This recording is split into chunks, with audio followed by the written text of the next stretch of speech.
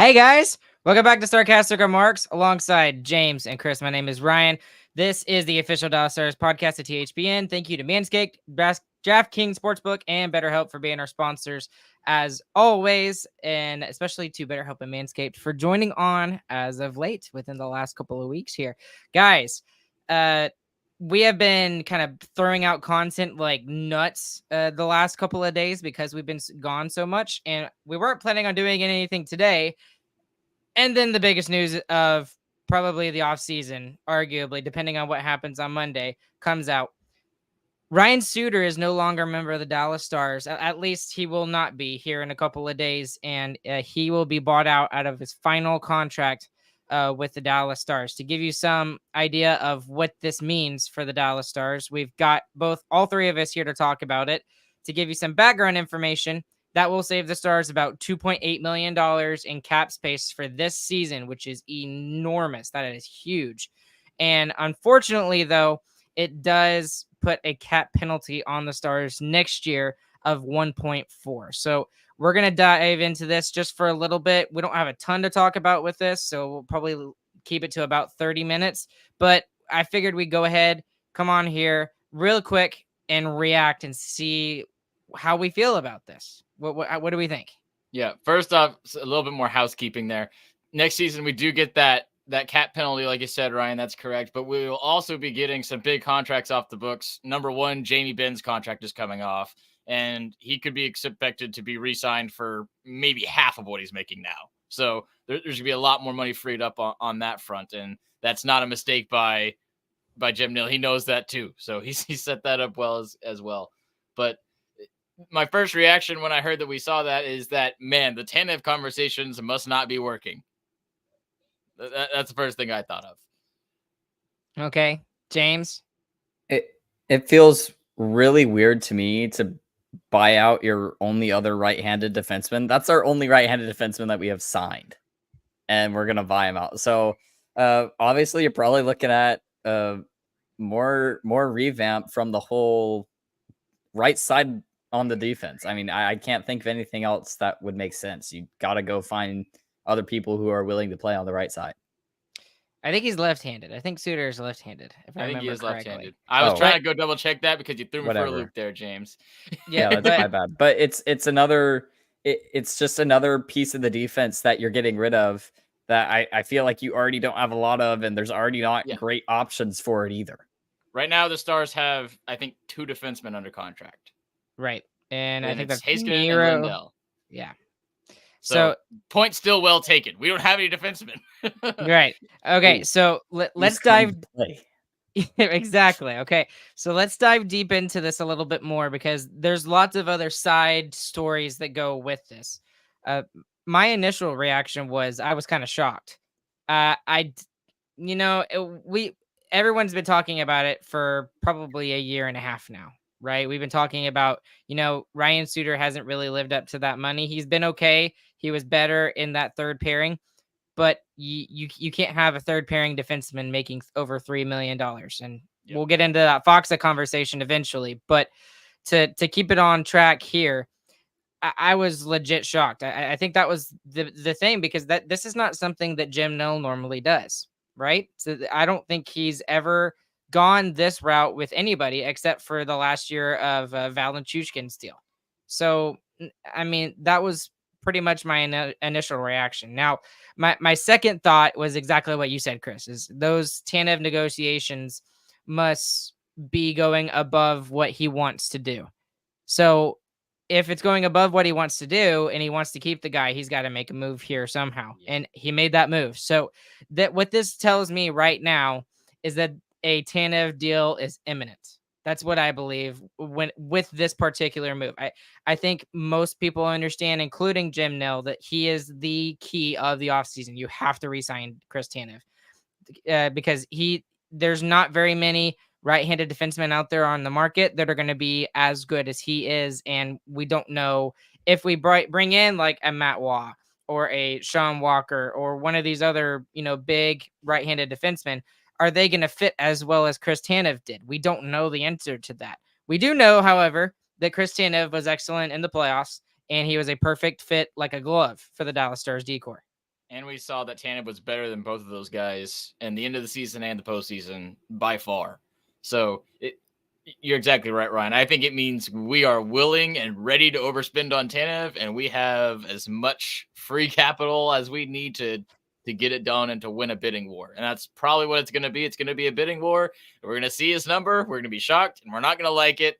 And we're just going to ignore it once the season starts, and we're going to be happy. And I think that's what it's going to turn into. Buying out the Suter contract makes that make a little bit more sense, because the Suter contract is like that. I mean, we look at it, we're like not happy with the number, but we need someone like Ryan Suter to play on our team. So that's who you have. That's what you pay for him sometimes. Yeah. At the time, that's what we need. Exactly. Yeah. And now you're looking at the decision, and if it is like just a couple $1 million that you need more to get Tanev, then you can look at it like the decision is, are you going to keep Suter or are you going to keep Tanev? And that's not a hard decision. That's an easy decision right there. So I think that's really what this boils down to is Suter was playing better for sure. But if the question is between Tanev or Suter, you're going to take Tanev every single time. The other way that you can kind of view this as is you could almost view that $1.4 million cap hit you're going to take next season as kind of like a bonus thing. This is something that Jim Nill has done a lot over the last couple of years, especially with like Joe Pavelski, for example. Pavelski has taken a lower cap hit, and if he hit certain bonuses, then those bonuses that he received applies to the cap next year. So like I think this year, for example, I think we have a little over $2 million in bonus money that was attached to not just Pavelski, but for some other players as well, that's getting attached to our cap hit this year. So that's something that you could view that $1.4 million as. And even with apparently the cap is going to skyrocket again next year. There's some people who are saying that it could be as high as $92.5 million. And we're already at $88 million this year. So this was the right decision. It sucks because I like Ryan Suter as a person, and he did very well at certain points, especially this past season as a third pairing defenseman. Yeah. He was very good, but just the money, it was too much. You're paying almost $4 million for your worst defenseman in your lineup every night, and that's too much. Well, to be fair, there was always one worse than him, but he ended up being, when Hakanpää was healthy. So yeah, that's true. Okay, so there's a couple more rabbit holes I kind of wanted to jump down with this particular signing, because yes, it does mean that I believe a Chris Tanev extension is imminent here, but I think I forgot who put this on Twitter, but the biggest winner of this particular move is probably Liam Bichsel. Mm-hmm. This almost tells me right now that Liam Bichsel is ready to jump into the lineup, and Jim Nill at least thinks that. And again, I'm speculating, but this could mean for Liam Bichsel that he is that number 5, number 6 guy here in Dallas. And that honestly, it's definitely a riskier move than you see we have seen from Jim Nill as of recently. We've also never been this close to a cup before, so that could be partially the reason why. But we saw in the playoffs when Tanev got injured, it was reported and all but confirmed that if Tanev was out, Bichsel was going to play his first NHL game in the playoffs in the Western Conference Final. Like, they were ready to pull that trigger. And that shows you how good he's been in his development games and in every situation he's been put in so far in his development. So I think they think of him very highly and are very confident in his ability. And it's not really, I mean, there's always gonna be a little bit of doubt there, but I'm thinking they think this is a home run for Liam Bichsel. And that just, it adds more size to the lineup too. Exactly. The dude is massive. He's bigger than Hakanpää. Think about that for a second. The dude is larger than Jani Hakanpää. It does get me excited, but I'm still questioning whether or not he is ready. Yeah, that's kind of what I feel like. I think he's the biggest winner of this whole move with the Suter buyout, because that means there's probably an open roster spot unless, Jim Nill goes out there and gets another guy, which I think that probably is likely because he tends to do that. He tends to be like, hey, you're going to fight for this roster spot. Okay, I've got this, guy who can play 5-6, but you're gonna have to outplay him in training camp in order to win that spot over. It still sets him up perfectly, though. I mean, it's exactly what you want to do. It's what Jim Nill has done for all of his draft picks. Every single one, he's sat there and been like, no, you have to beat the dude who's been in the league for a couple of years now. I mean, it's all the time. And even if like he doesn't on night one, he's going to get into the lineup at some point. It's going to happen. It's just, it depends on when and changes a bunch of stuff like that. Yeah, tend to agree with that. Now, this is also just a side thing, and I know a lot of people are probably not going to like this either, but I think this also opens up an opportunity for Yanni Hakanpää possibly to come back as well. I really think that this is an option for the Dallas Stars. And I mean, one of the things that kind of won me over with that whole Hakanpää discussion, Chris, is what you said a couple of weeks ago. And the fact that, yes, we know he's got some deficiencies, but he's very good on the penalty kill. He's shown that in a pinch, he can play in a top 4 role. He's better suited for a bottom pairing role, which is what he would probably end up doing. Mm-hmm. And the other thing is there's probably not going to be anybody cheaper out on the open market in free agency or out in the Stars organization that would take that, that third pairing spot on the right-hand side. So I think he's going to cost more than the 1.5 that he signed for when he first came here, but he's not going to command like $3 million. Like, I mean, he deserves a raise. He absolutely deserves a raise, in my opinion. I think he can get like a 2 or a 2.5, but this is that right there is about where you want to spend for a bottom pairing defenseman. Yeah. And he for sure deserved some of the criticism that he got this year for his defensive ability. I mean, he played bad at times, but he was playing the number 3, number 4 role the majority of the season. You got to remember that. This is a guy getting paid $1.5 million, and he's a number 4 defenseman. He's not in the right spot. And we talked about with Suter, when Suter got knocked out of his spot where he shouldn't have been, he played a lot better. And I think Hakanpää getting knocked into his correct spot in that lineup will be a lot better. And the ability to play your number 5 guy as a solid penalty killer, which that is his strong suit. He is he's a top tier penalty killer for sure, no doubt. And to be able to play him there solidly to start the penalty kill even is a huge just bonus for Hakanpää. So I think he's going to be a lot better next year. And that was something that he was very strong in to start the year, and then up until the middle of the season, and then you could see it just kind of dropped off a cliff. And seeing what he actually ended up needing, that it kind of makes sense. Okay, so what this also means, and this is kind of where I'm leaning, and I kind of hinted at it a little bit. There is now an opening on the left side on that bottom pairing role. Now, I talked about Liam Bishop possibly filling that role, but what I truly think this means is that there's going to be somebody else that Jim Nill is going to be going after on top of Chris Tanev, and hopefully keeping Hakanpää, keeping both of those guys. That's the fingers crossed, hopefully the thing that we go for. And so we haven't really had time to go in and kind of speculate as to who could possibly fill in that role.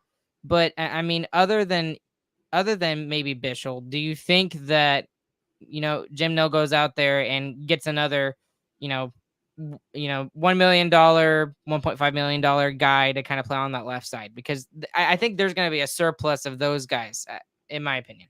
Yeah, you just find another Petrovic is all that you're doing there. It doesn't have to be somebody who you're ready to rely on to be the bottom pair left guy. It's got to be somebody, like James said, that forces Bishop to beat somebody. It forces him to have a good camp and to show what he's really made of. And that's all you really need to do. You don't need to try and fill that spot. You want to get 2 people who might be able to fill that spot, and one of them probably will. Another interesting thing that I saw about this is just a side thing. With both Suter and Pavelski being off the roster, the Stars went from being one of the top 5 oldest rosters to one of the top 5 youngest rosters just with 2 players. Yep. I think the average age now is like 25.8 or something like that. That's nuts. Yep. That is absolutely nuts. And that was what everyone was talking about in the playoffs, is like, technically it's an old team, but like it's kind of a young team too. And that was true. We just had a super wide spread of ages. And that's what's so exciting about this team is that really the core of this team is young. And that's what's super exciting. Okay. Now, anything else we need to discuss about with the whole Ryan Suter buyout? Any kind of storylines we need to kind of hit before we move on? He's the second player ever to be bought out twice in one career. Okay, well, Chris, you probably know the answer, but James, do you know who the other one is? No. I didn't know until digging into it, but it was Tony DeAngelo. I think Tony DeAngelo. Yeah. That is correct. Yes, Tony DeAngelo is one of two players in NHL history who have been bought out twice. So the other thing that's kind of crazy about the Suter buyout is that he played with Heiskanen on the top pairing for 2 years. So, I mean, it frees Heiskanen from playing right-handed defenseman with Ryan Suter. Mm-hmm. Right. Okay. Let's kind of talk about a couple of other things here, and then we'll cut it off and be done here for tonight. The one other thing I want to talk about, and I don't think there's much to this in my own personal opinion, but it was reported that by Elliot Friedman. So I would argue the biggest hockey insider out there. Top hockey insider. On Canada radio today, that the Stars are quote unquote lurking around signing Jake Guentzel. I was shocked. That's not something, and normally when Elliot says something, there's some smoke there, and so I don't doubt him at all that he's got some decent sources that are telling him those sort of things. So what surprises me about that a little bit is it doesn't make a ton of sense in the fact that the Stars, I think, will be able to pick up the slack with the loss of Pavelski and more than likely the loss of Duchesne as well. But that is a guy that, the more I think about it, the more I want him, because he's a guy that is a sniper. He's not all that old. I think he's 30, like 29. Yeah, he's 29. 29. So it's not like he's in the twilight of his career. And again, the thing I keep talking about numerous times the last couple of weeks is the fact that he's got some Stanley Cup experience and has won the Stanley Cup with the Pittsburgh Penguins. So I think that's huge. That would be great. I just don't see it as a likely thing. Thoughts for you? And he's getting better too. I think he just had his best year in the NHL. I think it was over a point per game player this year. So that's crazy impressive. And that's when he got traded too. He was traded this year. He probably had the weirdest year of his career, and he had an amazing year. The problem is he's going to cost a lot more money than we were expecting to sign a forward for. And there's two ways. Like you said, it doesn't make sense. There's only two ways where it does make sense. The first one is you don't get Tanev. Maybe this is a backup plan if we don't get Tanev, and we're going to be like, all right, well, we don't have that defenseman. Let's try and outscore our problems. And that's fair, because we're probably not, like we've been mentioning, it's hard to find a right-hand defenseman in this market, so we might not find one. So that might have to be the only option. The other thing is we've got a guy who is healthy scratched for almost half the playoff games, who's making about $3 million. And that's Radek Faksa. And that's really the only other way I think this makes sense. I honestly don't. Well, I said that about Ryan Suter. I didn't see Jim Nill, buying out Ryan Suter, and now that's a foregone conclusion. And maybe now you can't take that out of the running that he would trade away Faksa for some cap relief. Yeah, and I don't see that as a high possibility, but given what happened with the playoffs and how he was healthy scratched. I mean, we have all the information now. Faksa was not really badly injured. He was healthy scratched on those games. So that's pretty much confirmed. And yeah, like you said, I didn't think Suter would get bought out, but he did. So the only way you get Tanev and you probably get Guentzel is if you get rid of Faksa. And the contract's kind of weird where it is a lot for that type of player, but I think some GMs might be willing to take that kind of money, because we've heard talks about how much a lot of GMs love Faksa's game. So it might be something that you're able to get done in a trade, it would be difficult though, I think. Yeah. It's tough to think about, partially because I like Foxa. Chris hates him, but that's okay. I don't hate him. I just think he's You expensive. hate him. Don't lie to yourself. But I mean, Jake Gunsel, I mean, you of course he's desirable. He's hit 30 goals in a season 4 times now, 3 in a row. It's I think he's had a it's 40-goal just season, hasn't he? he's had 2 40-goal seasons. Yeah. So So it's someone who has played very well before. You could argue, oh, but he was on the Penguins the whole time. Okay, but then he went to Carolina and he did pretty good there too. So um, it's it doesn't make sense to me because of what y'all have been talking about. I mean, we have players on the offensive side who can do it.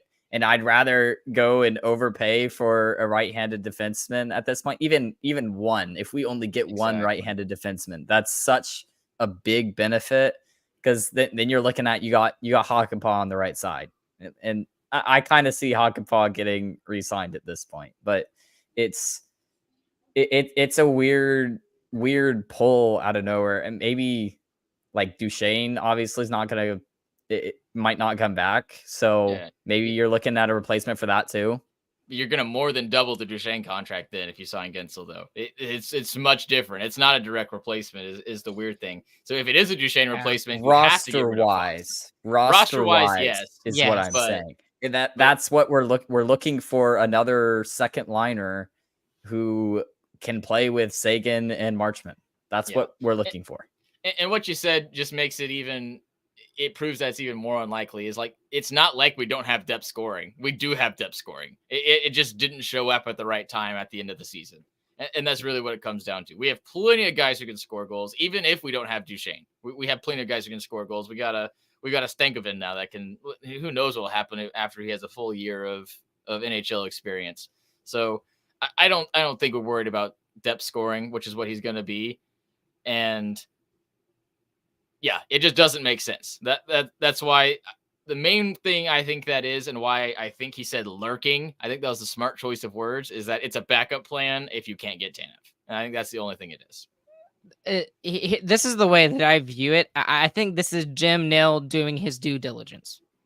Trying to say that he always does. But so that's what good GMs do. Is like, even if it doesn't seem to make sense or fit your team or whatever, it's definitely an upgrade. Yeah, it's a great hockey player. And this is exactly. Go look at what the possibilities are. Could you go and trade for his rights from Carolina? Could you give Carolina like a 5th round pick in order to get his rights and be able to have a couple of days to figure out a contract with him? Is that worth it? Is that something that he would be willing to do? So I think that's really all it is, and he's just doing his due diligence there. But it still doesn't mean it's not fun to kind of speculate and think about Jake Gensel being a Dallas Star. Now he gets signed on Monday, then we're immediately doing another one of these. Exactly. Well, the biggest offseason move has been quickly overshadowed. Okay, so I was able to ask Chris about this, James. And we got a little bit of time here, but I don't know if you saw the rumors about this or if you even know who this player is, but the Stars are rumored, again, by Elliot Friedman, to be looking at William Carrier of the Vegas Golden Knights. Looks like he's going to be hitting the open market because of all the cap issues that the Vegas Golden Knights have. He's a 4th-line guy. He's played on the Stanley Cup winning team that Vegas had last year. He's a guy that he does get hurt every once in a while. And yeah, Ardell was reading my mind. But this is a guy that I think could make some sense in a 4th-line role with the Dallas Stars. And, we talk about trading Radek Faksa. This is not a, 1-for-1 replacement for Radek Faksa, because I think Faksa does a lot more than people realize. But this could be somebody that could be a decent fit for the Dallas Stars. I really like the prospect of this. What do you think, James? Yeah, I just pulled up his stats really quick. And 4th liner, yes. The injury thing is 4th liner. That's all I got. The injury thing is super obvious. He's never played all 82 games, which, to be fair, is an extremely hard thing. It's incredible how many of the players in the NHL actually do that. But it's, I don't know. I don't really care on the fourth liners. We pick up whoever we need. I mean, that's what it was last year too. We pick up Steele and what I already forgot his name. Smith was great for us. Steele was great for us. They both costed like what, $1 million on the cap. A little more. I think Steele was less, actually. I think he was less than $1 million. But like regardless, like point taken. Jim Nill is going to go find those people who he can get for around $1 million, who are going to just play incredibly hard on the fourth line. And that being said, side tangent, I really hope they re-sign Sam Steele.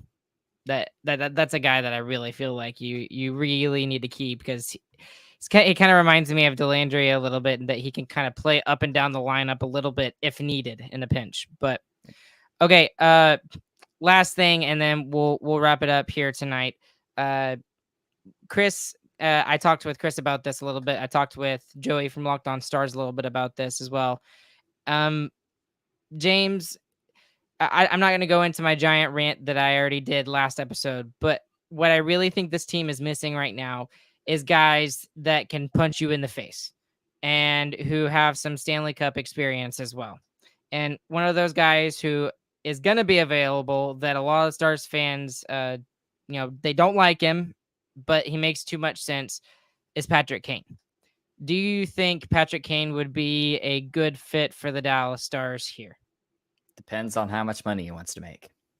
And that's exactly why I think he would be a little bit more, I don't know, a little bit more able to get him in the lineup, because Gensel is going to cost $7-8 million. Even Matt Duchene is probably looking at like 5.5 with the season that he had. Patrick Kane, I think you could get him because I think he really wanted to come to Dallas more than Dallas wanted him. So if he has that desire to really be here and go and win a Stanley Cup, he's a guy who can fit in, who can still play in a second line role. And I really feel like he would be a pretty decent fit. And again, he's got Stanley Cup winning experience, not just, Stanley Cup final experience. So just, I don't know. I've been getting a lot of hate on Twitter in my DMs for suggesting that Patrick Kane come. I don't know why you would hate the idea of an incredibly good hockey player coming to your team. You cannot like him all you want, but like if a dude's that good, he's going to be good on your team as well. I mean, how good? That's a great question. I don't know, but. Yeah. You can't. There's no way that you wouldn't be able to use that. Yeah, and it is almost a direct Duchene replacement too, because it's like it needs to be a cheap contract, and it's going to be a massive question mark, and you're going to have no idea what he can still do. So, like Matt Duchene was a huge question mark. Like we didn't know he was going to be able to have that kind of chemistry with Sagan and Marchment like he did. Nobody knew that. At points through the season, we were talking about that line being the best line for the Dallas Stars. Like, so, we had no idea. So I think this is a risk worth taking. That's at least for me. So personally, I would not be surprised if Patrick Kane is a Dallas Star on July 1st. Yeah. And I think it really just depends on the price. If he's cheap, you get him for around $3 million, just like you did for Duchene. That's probably a no-brainer, actually. Now, the one thing about it is obviously his character has come into question quite a bit. And he's a much older man than he was when he had some of his character issues earlier in his career. But those kind of things are obviously still there. I think it would be fine, to be honest with you. The kind of guys that the Stars have in their locker room, I think that would counteract any kind of, negativity that Patrick Kane might bring into the locker room. And that brings up something. Robert Tiffin wrote an article today after the Suter buyout. He mentioned how Suter kind of had some of those problems too. He's kind of known as a grouchy grouch. I think Tiffin said a curmudgeon, to be precise. A curmudgeon. I love that word. And he said that Dallas's just really good dressing room kind of overpowered any kind of negative energy that Suter was able to or would have been able to bring. So I think that a player like that definitely can. It could be a little bit of a fox in the hen house, but I guess if you got enough hens, you can still kill the fox. Who knows? Right. Man, you just full of these analogies my lately, word. Chris. You've been so good at this. Okay, I think that's good. I think we got enough. I'm sure there's probably something that's going to happen in the next hour or two, and we're going to have to come back on and do another thing tomorrow morning or something. But as for now, that I think we're going to wrap it up here. Anything else? That's been breaking news. Sarcastic remarks. Up. Yeah, exactly. Stay here. Yeah, stay here. 7 o'clock. My interview with David Castillo is going live all across social media. Go and check that out. Lots of draft coverage, especially, and just things about that. It's so interesting. The conversation that we had. So please, excuse me. Stick around. Go and check it out. I'm actually going to go watch it again myself because I've forgotten some of the things I talked about with him because I was so tired. But alongside Chris and James, my name's Ryan. We'll catch you guys on the flip side. Hope you guys have a good, fantastic morning, afternoon, evening, whenever you guys are listening. We will be back with you guys very, very, very shortly, and we will be keeping you guys updated as free agency comes on Monday. Thank you guys so much.